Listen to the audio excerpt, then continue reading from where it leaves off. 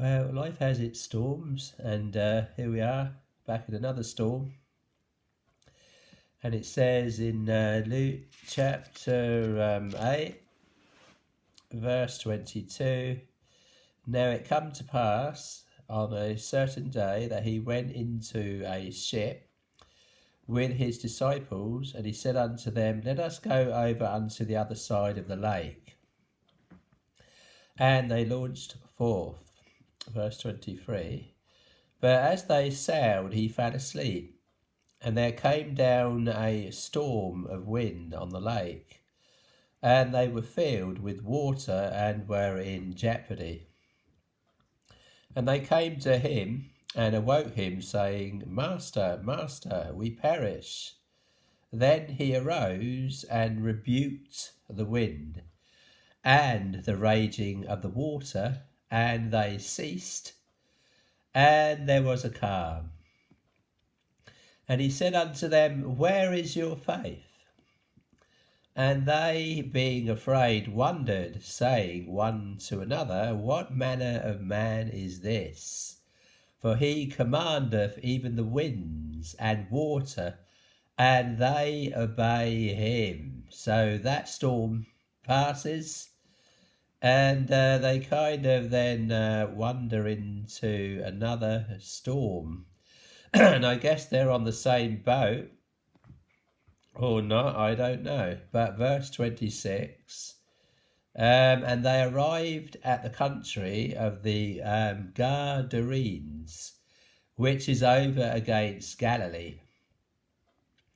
And when he went forth to land, I guess came out of the boat, there met him out of the city a certain man, which had devils a long time, and wear no clothes, neither abode in any house, but in the tombs.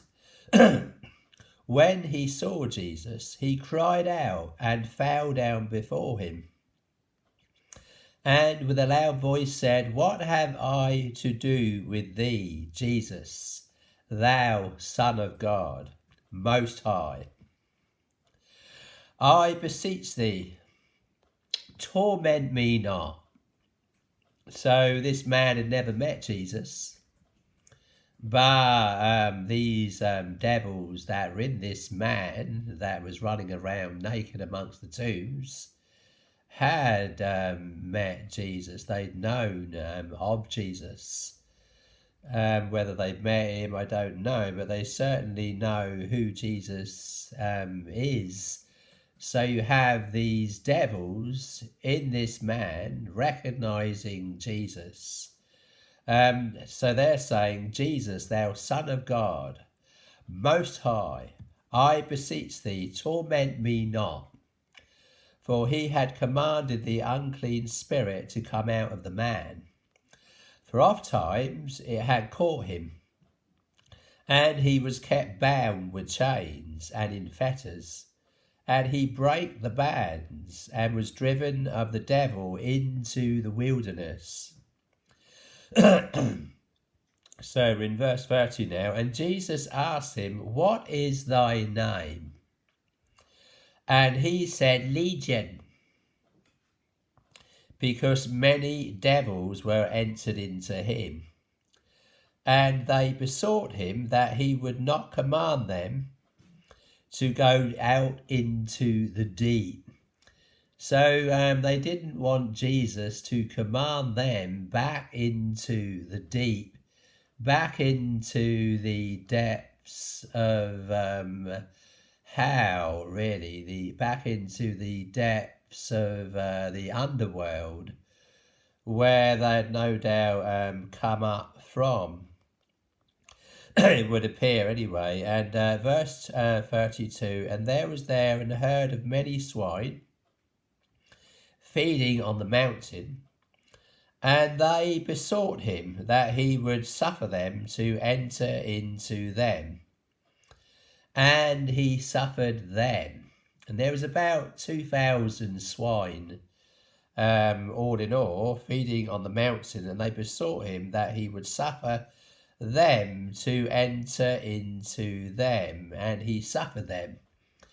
So they kind of seem like they need a body to enter into. They seem to desperately need to get into a body, these devils. And I guess rather than go back down into the depths of hell where they came from, they wish to dwell upon the surface of the earth, and therefore they appear to be desperately seeking a host to enter into.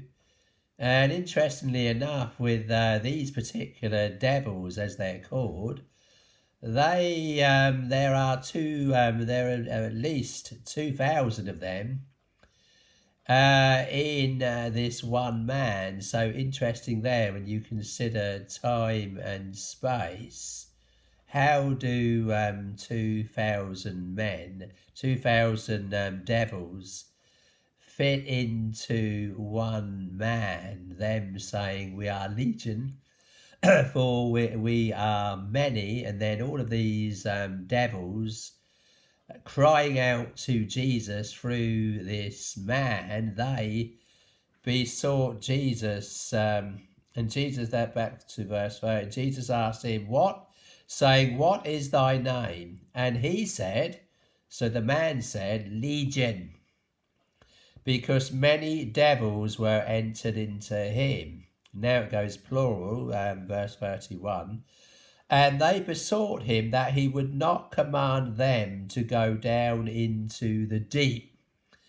So did these devils have a spokesman or a leader over them that kind of spoke on their behalf?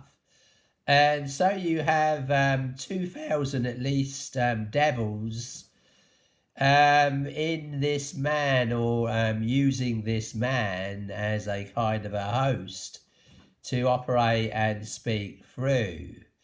So you kind of get a picture here of how things operate in the spirit world with these people that are even possessed, and they becoming a host for even up to 2,000 devils here, at least, because in another chapter it says that when Jesus gave these devils their request, they wanted to go into the swine. It says 2,000, there are at least 2,000 swine that they went into. And looking at this childishly, you might think, was that one devil for each pig? And so interestingly enough, when you consider the elitist at the top, and even Mary Magdalene, had 7 devils cast out of her. And some people say that she was a high-up prostitute working with the more hierarchy in society, and then using her body, and the devil using her body to reward the devil's hierarchy up there in government. So it kind of opens our eyes to how these devils operate, in that they no doubt found a host in this man, and the cue to use this man, let's say, did they come into this man one at a time? It appears that one spake, and when verse 30, and Jesus asked him, saying, "What is thy name?" And he said, "Legion," because many devils were entered into him. You can't picture all those devils speaking at once. They appear to have a kind of a hierarchy, you would imagine here.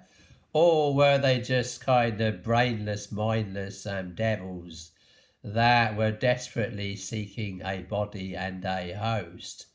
We don't know, but you wonder, is there organisation out there in the spirit world? And yes, there is. There are definite hierarchies in the spirit world, and they have some kind of order to them.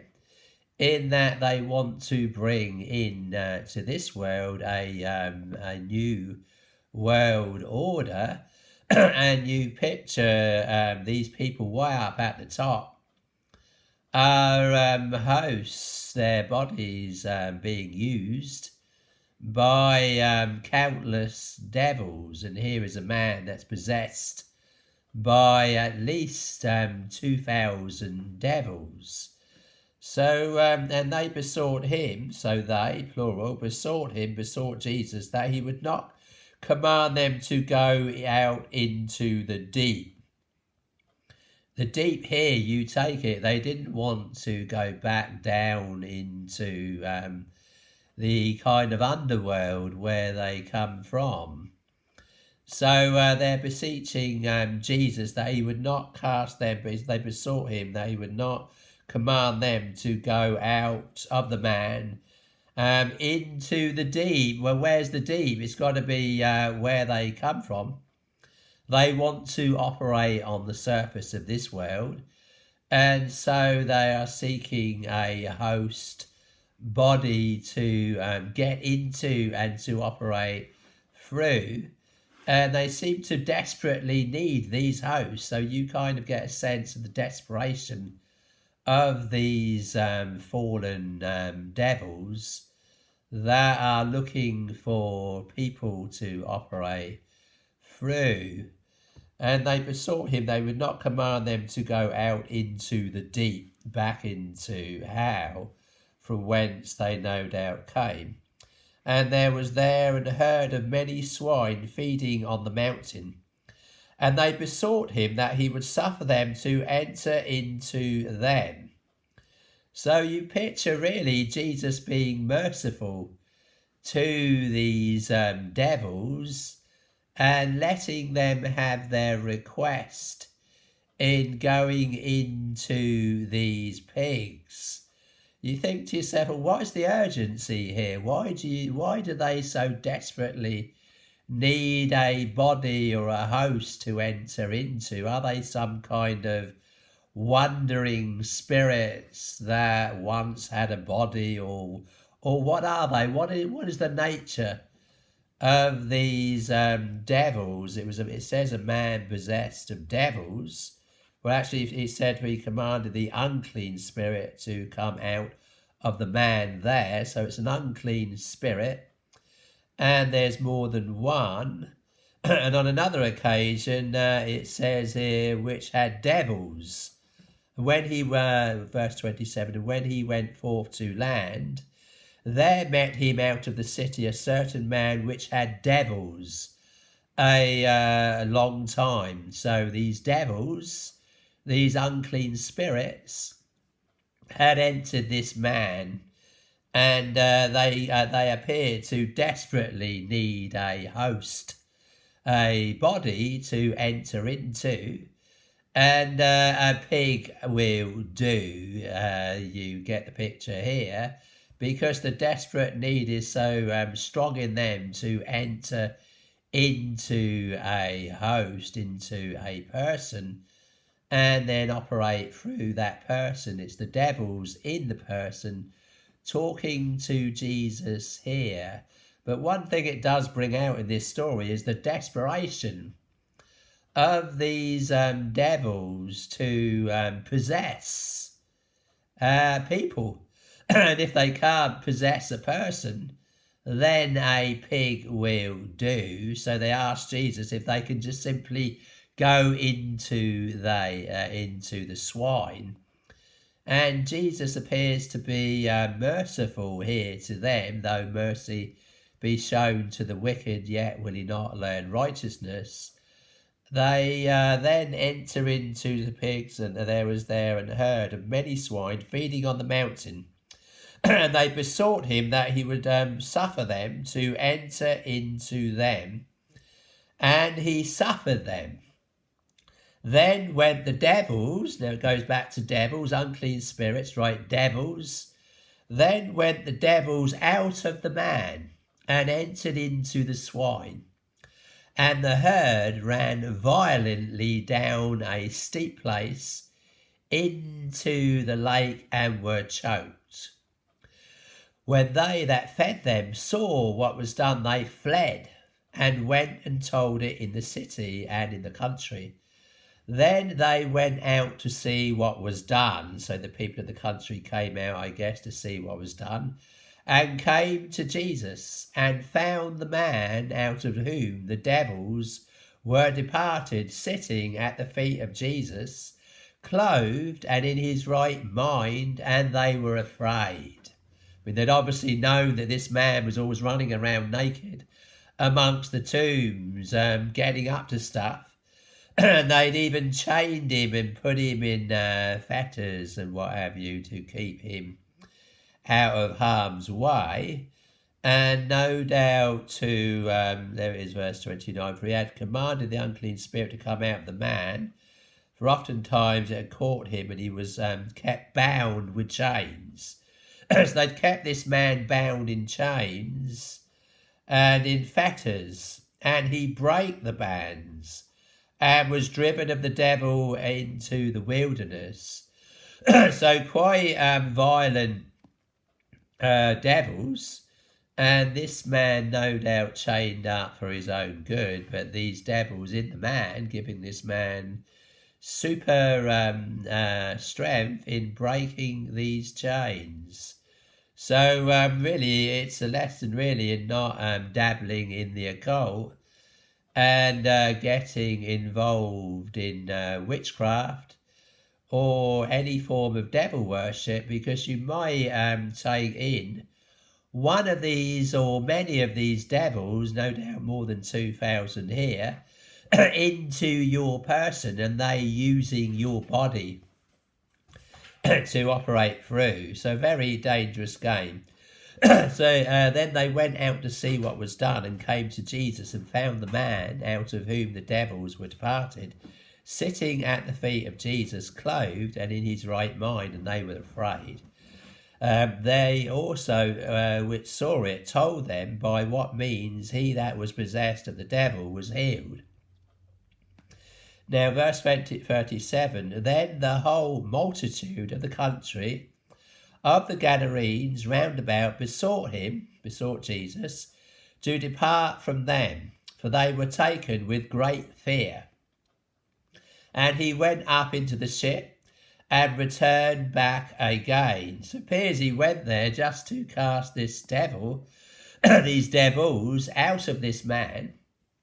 And this became a witness to the whole town, because the whole town obviously knew about this man that was wandering around the tomb, stark naked. They'd often chained him and he'd break the chains. And so they all certainly knew that this man was possessed with devils, and Jesus had cast these devils out into the pigs, and the pigs ran violently down into the water and into the lake and were choked. Verse 38, now the man out of whom the devils were departed besought him that he might be with him, right? He wanted to be with Jesus as one of his disciples, no doubt. But you get the picture here that he wasn't quite on the level of Jesus' disciples, but he did become a kind of a disciple of Jesus, if not a disciple of Jesus. But Jesus wanted him to go back, to stay in that town and to be a witness, and he appears to have been a great witness. Now the man out of whom the devils were departed besought him that he might be with him.